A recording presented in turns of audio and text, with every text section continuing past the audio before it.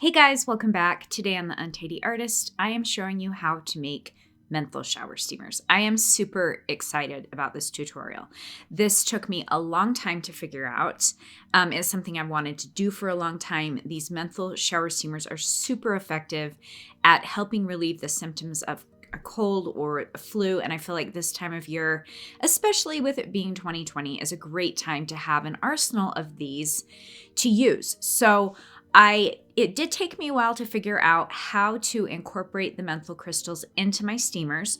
Normally you dissolve the crystals in oil, but I don't use oil in my shower steamers because A, it makes the shower floor slippery, and B, I feel like it's a waste of good oils that are just going to go down the drain.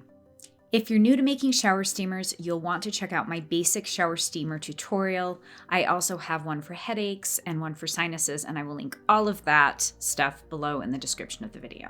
Okay, the first thing you're going to need is your dry ingredients. And in this bowl, I have my white kaolin clay and my baking soda. In a separate bowl, I have my other dry ingredient, and that's my citric acid, and I add it separately. I add it at the end. I explain more of the why in that basic shower steamer tutorial. Then I have my fragrance oils. I'm using a rosemary, peppermint, and this beautiful eucalyptus essential oil. Another one that I've used a lot that I love is this rosemary mint from Nurture Soap. I was almost out of it, so I didn't have enough for this tutorial, but this is also a great yummy smelling fragrance oil. I have some rubbing alcohol. I have it in spray bottle form and in a bottle. I've got some Polysorbate 80. This is going to help our shower steamers. It slows down the fizz so they last longer in your shower. And I also get this from Nurture Soap. This is my favorite one. And then I've got my Mica. This is totally optional. I like making them look pretty. This silver mist is this beautiful periwinkle grayish purple color.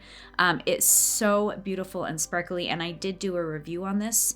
I'll put that review below in the description as well. I've got a strainer because it helps us keep our shower steamers nice and smooth as we measure out our dry ingredients. I always use a scale to measure my ingredients out. I've got a big whisk, a small whisk, a spatula, and some measuring spoons.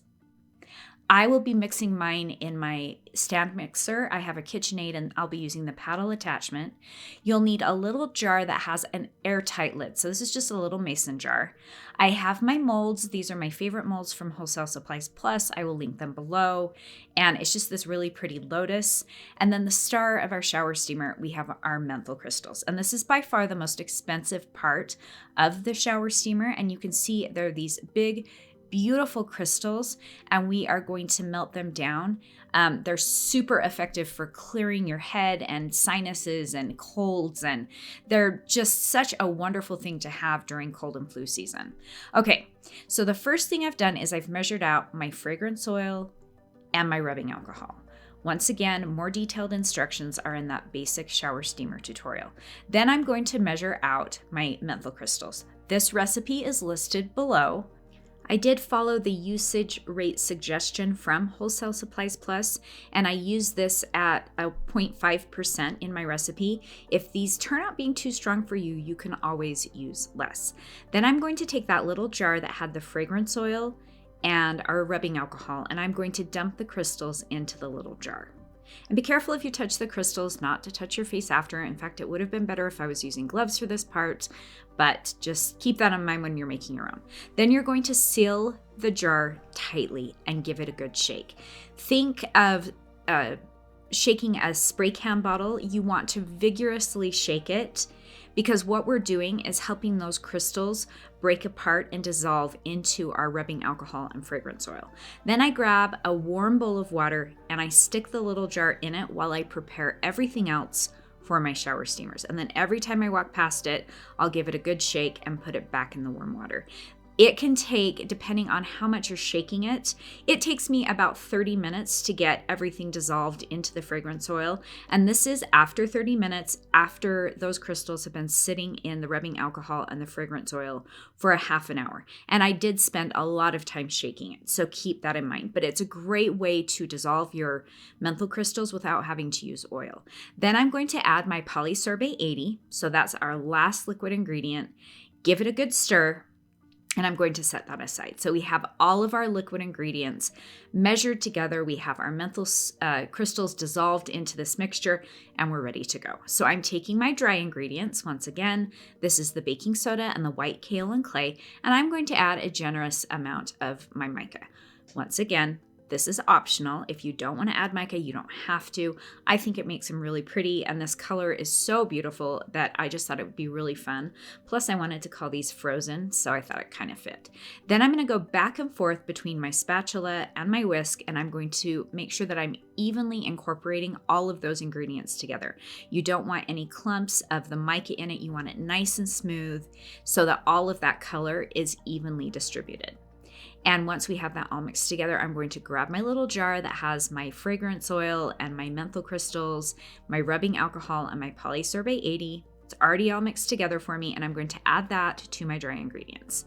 So now at this point, we have everything mixed together except for our citric acid.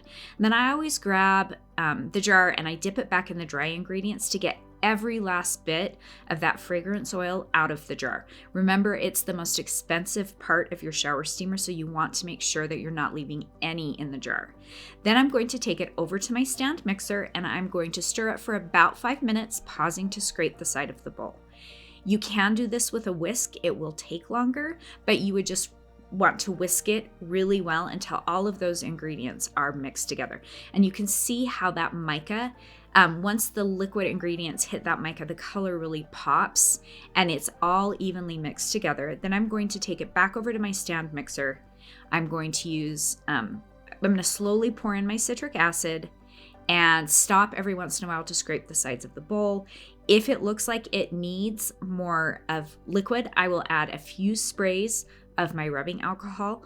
What we're going for is to be able to scoop out some of the mixture, ball it up in our hand, and drop it back into the bowl. And if it doesn't crumble apart, we're ready to go.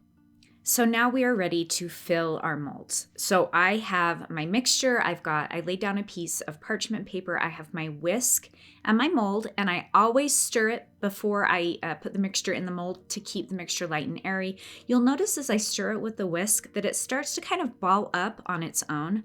I have learned that while I'm making it, I can start to tell just how it looks, whether it's holding together or not. Then it's time to start filling our mold. So I'm just gently taking the mixture and pressing it into the mold, and then I'm going to use the palm of my hand and my fingertips to really press that mixture into my mold.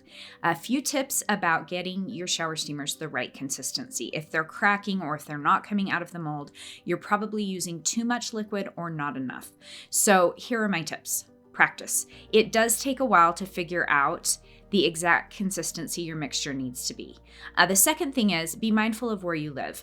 I am in the desert, so it's drier here.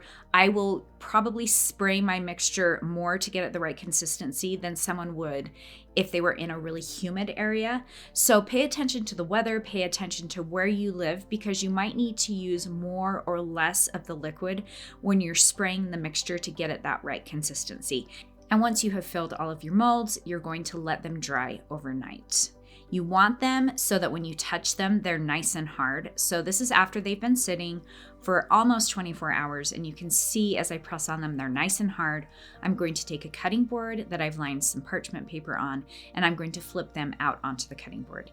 And you'll notice how beautifully these just pop right out of the mold, which is one of the reasons I really like using this mold. And we have our shower steamers. Now I want to give you guys a few more options. These shower steamers are quite big. Sometimes if I'm in a hurry and I know I'm not going to be in the shower for a long time, I don't like using a whole shower steamer. So I actually started making some smaller ones. This is a little ice cube tray I found on Amazon. I actually use it in my bath bomb embed tutorial. It's really easy to use. They pop right out and it gives you this nice, perfectly little size of a shower steamer. And you could always just do this size. And if you wanted more in your shower, use more than one of the little steamers. I will list those ice cube trays below. Then this is a smaller Lotus mold from Wholesale Supplies Plus. They're darling, but my warning with this is they're kind of a pain to get out of the mold.